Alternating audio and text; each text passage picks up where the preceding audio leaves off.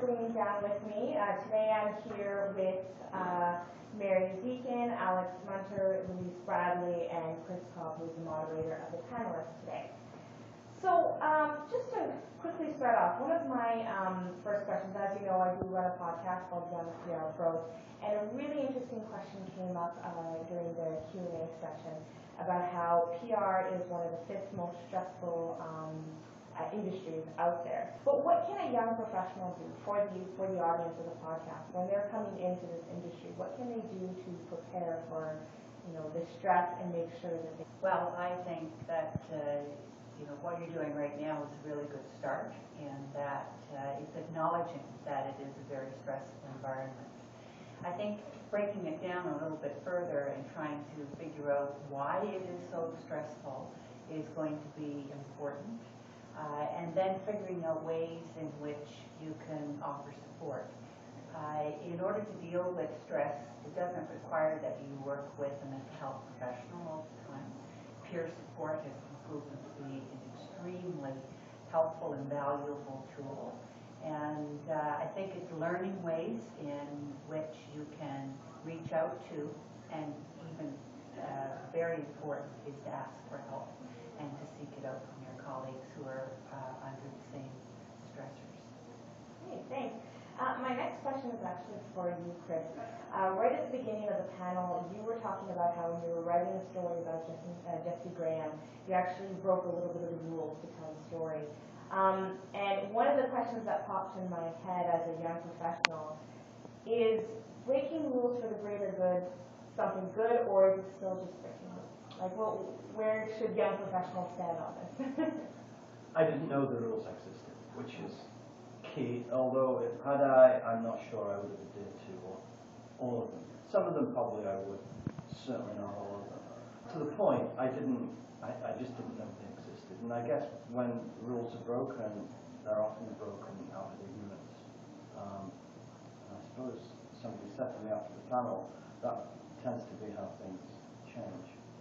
One of the things that I heard during this conversation, I heard it repeated often, is that even if there's more money in the industry, it doesn't necessarily mean success, and it doesn't mean that there's going to be change in mental health programs. Well, we need to do both. So let's just be clear about that, and I think Louise spoke very well about the fact that compared to other Western countries, Canada underspends on mental health services from early intervention to the most specialized, and that in fact, from our perspective in terms of the child and youth mental health system, we can change the entire trajectory of someone's life if we intervene early and well to provide the support and treatment that is required. So there's no question we need our governments, we need philanthropy, we need all of us as citizens committed to greater investment in these services,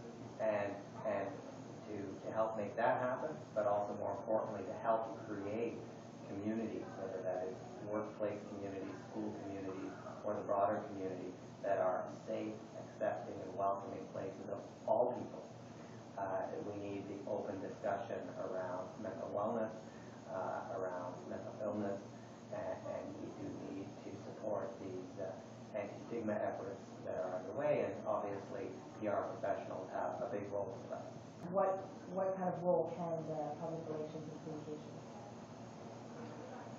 I think the important role that public relations and communications can play is in leading the story, shaping the story, being part of the story, keeping the conversation alive and growing.